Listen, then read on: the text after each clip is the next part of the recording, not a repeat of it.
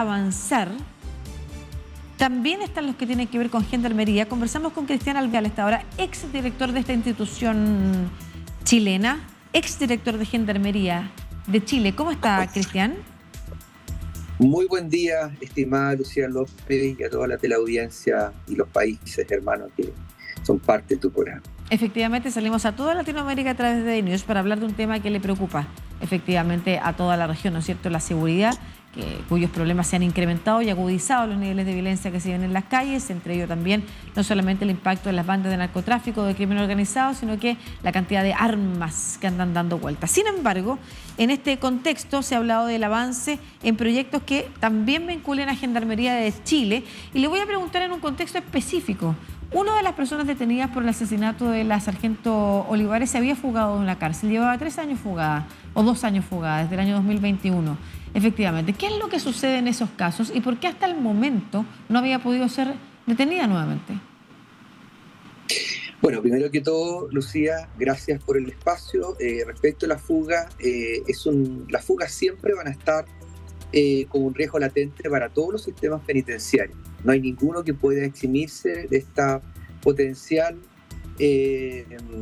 factibilidad que se concrete en fuga. Ninguna persona nace para estar privada de libertad y en consecuencia es natural que intente vulnerar las condiciones de seguridad de una cárcel para conseguir su libertad. Y los sistemas penitenciarios deben trabajar para minimizar y ojalá tender a cero esa posibilidad de fuga. Pero acá, y lo digo en el contexto también regional, muchas veces cuando se habla de política criminal, los recursos se inyectan a instituciones que persiguen a los delincuentes, que son parte del ente persecutor penal, pero no así incorporan los sistemas penitenciarios en esta política criminal, de tal forma que algunas cárceles que uno ha podido conocer en otros países también de la región, estas pueden ser incluso verdaderas bodegas humanas en donde el hacinamiento, las condiciones de habitabilidad son bastante inadecuadas, donde las personas están expuestas a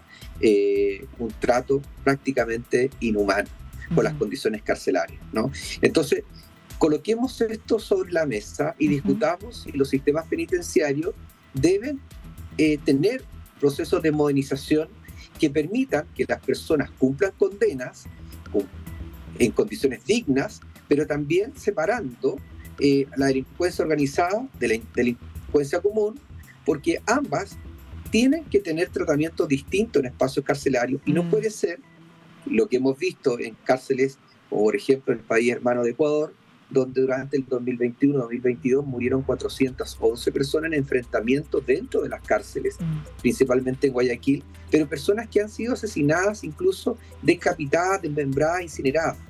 Propio, y estoy hablando de Ecuador porque son episodios recientes, pero eso ni en la guerra, Lucía, se permite que los enemigos sean tratados de esa manera o asesinados de esa manera, ¿no?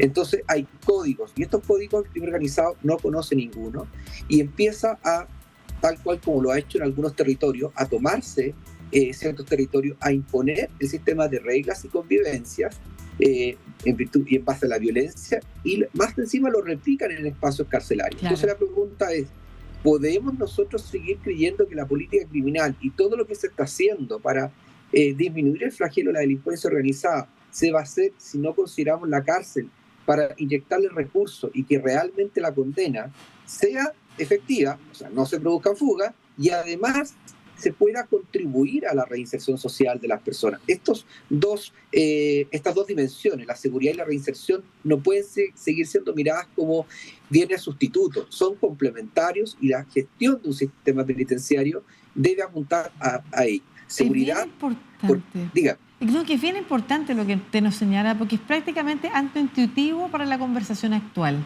En un contexto en el que estamos hablando de una carabinera que ha sido asesinada por un hombre que se fugó de la cárcel y por otro que fue indultado bajo el gobierno de Sebastián Piñera, producto del hacinamiento también que había en el lugar, es raro pedirle a la ciudadanía, o incluso, peor aún, pedirle a los parlamentarios que tienen que conectar con la ciudadanía, que se piense en de qué manera se producen los encarcelamientos o cómo viven el hacinamiento y la vulnerabilidad en la que se encuentran efectivamente los delincuentes al interior.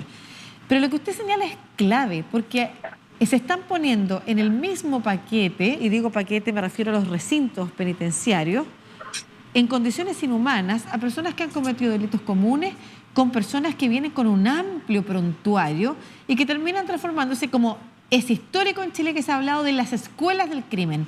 Las cárceles se transforman en escuelas de crimen. La gente sale peor, más delincuente, con más niveles de formación criminal, pero además ahora perteneciendo a bandas que operan desde las cárceles. Eso es fundamental, efectivamente, tratarlo, pero quiero apuntar a un punto en particular. Usted hablaba de trato humanitario, y yo quiero que hablemos no solamente del trato humanitario, efectivamente, que tienen que recibir quienes están condenados para hablar de una posible reinserción, sino que además del trato que reciben los y las gendarmes, los funcionarios de gendarmería. Las condiciones en las que trabaja Gendarmería en general son muy precarias, ¿o no? Mira, parte justamente de este olvido, de esta invisibilidad de los sistemas penitenciarios también afectan, por cierto, a los funcionarios y funcionarias de cualquier sistema penitenciario, ¿no? Lo que yo quiero precisar, estimada Lucía, es cuando usted dice las cárceles son universidades del delito. Yo quiero decirle que nos quedamos cortos con esa precisión. Muchos barrios, muchos territorios son las verdaderas universidades del delito. Niños que son reclutados por bandas criminales, les enseñan a hacer armas, utilizar las armas, incluso a muy temprana edad ya pueden estar asesinando a personas. Ese mundo que muchas veces se invisibiliza también, que son aquellos territorios tomados por el crimen organizado, y son ellos los que someten a estas personas, y que no por vivir en estos sectores vulnerables quieran ser delincuentes, ni mucho menos que sus hijos lo sean. Entonces, cuando se endosa la responsabilidad a los sistemas penitenciarios de ser la universidad del delito, perdón, pero seamos justos, hay territorios que están tomados por el narcocrimen, y eso lamentablemente ocurre en las calles, no ocurre dentro de las cárceles. Lo que pasa dentro de las cárceles es que lo que ellos aprendieron al tomarse esos territorios, que después intentan replicar estos modelos abusivos y violentos dentro de las cárceles. Y fíjese usted que hay algo mucho más grave, y que quizás para todos es importante, para todos quienes son parte de la elaboración de la política criminal, y lo digo a nivel regional también, no pueden seguir invisibilizando lo que está ocurriendo dentro de las cárceles. Y cuando el crimen organizado empieza a tomar el control de la cárcel y empiezan a justiciarse dentro de las cárceles, lo que le están haciendo al Estado, le están quitando ahora el rol punitivo que le corresponde al Estado. Según Max Weber, ¿quién tiene el monopolio de la violencia? La tiene el Estado, para hacer cumplir el Estado de Derecho. Pero nos estamos dando cuenta que en algunos espacios, en algunos territorios, en nuestros países, este control de la violencia lo tiene el crimen organizado, no lo tiene el Estado. Entonces, podemos nosotros señalar, y si vamos un poquito más atrás, ¿no? Tomás Hobbes, en su libro Leviatán, el Estado tiene que garantizar la vida, la protección y la libertad de las personas, ¿no? Porque si no, según Hobbes, el hombre en su estado natural es violento, sería un lobo, ¿no? El lobo del propio hombre. Bueno, si nosotros no entendemos que eso en algunos territorios está ocurriendo, se asesinan, hay sicariatos, hay violencia, las cámaras se graban incluso cometiendo delitos, Lucía, incluso antes de asesinarlo, lo cortan a las personas utilizando armas cortantes, y más encima envían estos videos para que la banda rival se notifique y lo que le va a ocurrir a quienes lo enfrentan. Es un problema es un problema muy extendido, que va más allá de lo que sucede en las cárceles, como usted señala también, y como lo hemos hablado también con otros politólogos, es la ausencia del Estado en distintas partes, en los territorios en los que efectivamente se contratan estos soldados, porque tampoco hay otras oportunidades para los jóvenes, como también lo que está pasando en el interior de las cárceles mismos. Le quiero pedir que nos conectemos para otra oportunidad, cuando empiecen a avanzar estos proyectos, para hablar si efectivamente apuntan, al menos los que tienen que ver con Gendarmería, por el camino correcto, que es el que usted, al menos por su experiencia como exdirector de esta institución, ha podido desarrollar también en sus reflexiones. Le agradecemos mucho. Dígame, Cristian. Lucía, me permite un segundo. Solamente las cárceles deben imponer un régimen diferenciado de reclusión, no la extensión de la condena, sino que un régimen diferenciado de reclusión que realmente permita que perfiles criminales complejos tengan un mayor control y fiscalización por parte de los sistemas penitenciarios. Lo segundo, que las cárceles también sean categorizadas por nivel de intervención y seguridad. Vale decir, no todas las cárceles están en condiciones de recibir todo tipo de perfiles criminales. Se debe hacer lo mismo que en los hospitales. Los hospitales están categorizados por nivel de complejidad, de acuerdo a la enfermedad de un paciente, son derivados a centros especializados.